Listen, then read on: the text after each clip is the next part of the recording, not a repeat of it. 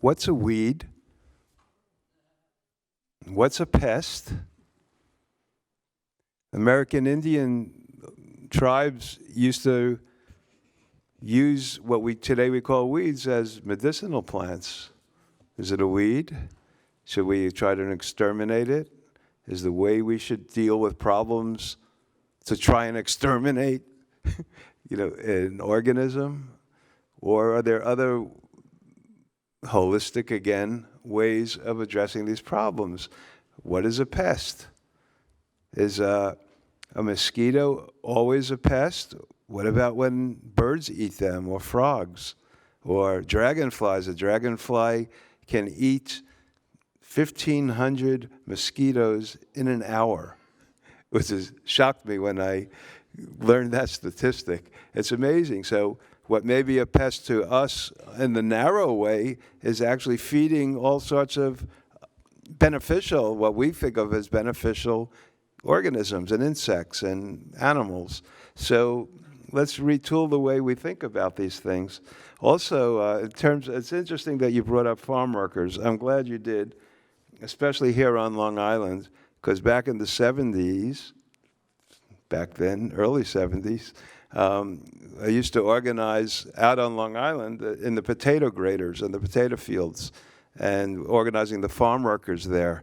And we didn't organize so much around pesticides. That came a little bit later.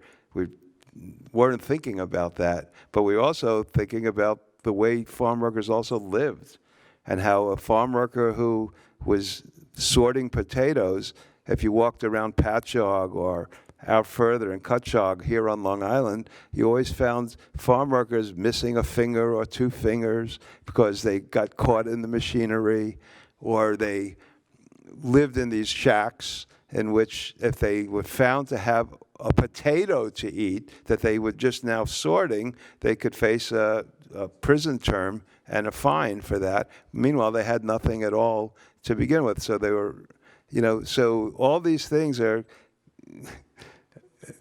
connected. Yes, they're all connected, but they're also, I'm glad you brought that up, because part of when we're talking about pesticides or the strawberry fields or spraying the methyl bromide on the strawberries, which is total poison to people who are picking them.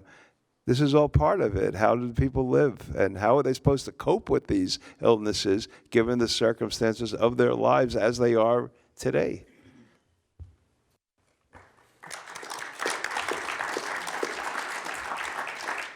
I think a number of these points have been well addressed. One that hasn't been touched on, you asked about essentially biodiversity and diversity of food crops.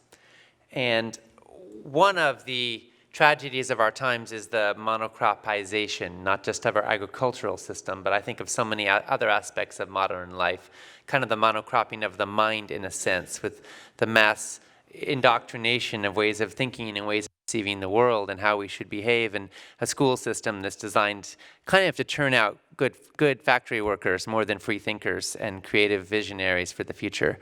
And so when I look at our agricultural system, it is the same principle in sort of maximized and exaggerated, where we're taking extraordinarily biodiverse ecosystems and we're turning them into one crop, and we're killing the soil and we're killing the bugs, and then we're expecting that to create a culture for supporting life.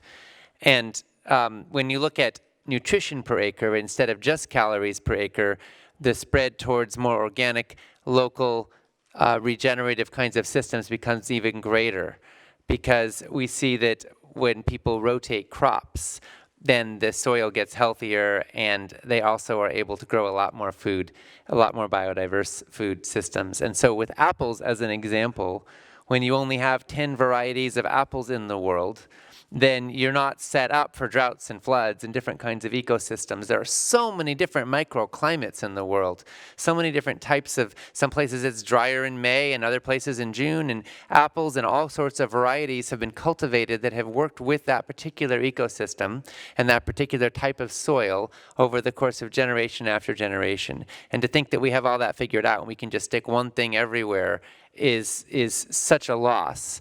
And what it does is it does create a level of vulnerability. I mean, If you were a cabbage moth and you see this massive bunch of cabbage, where are you going to want to go, right?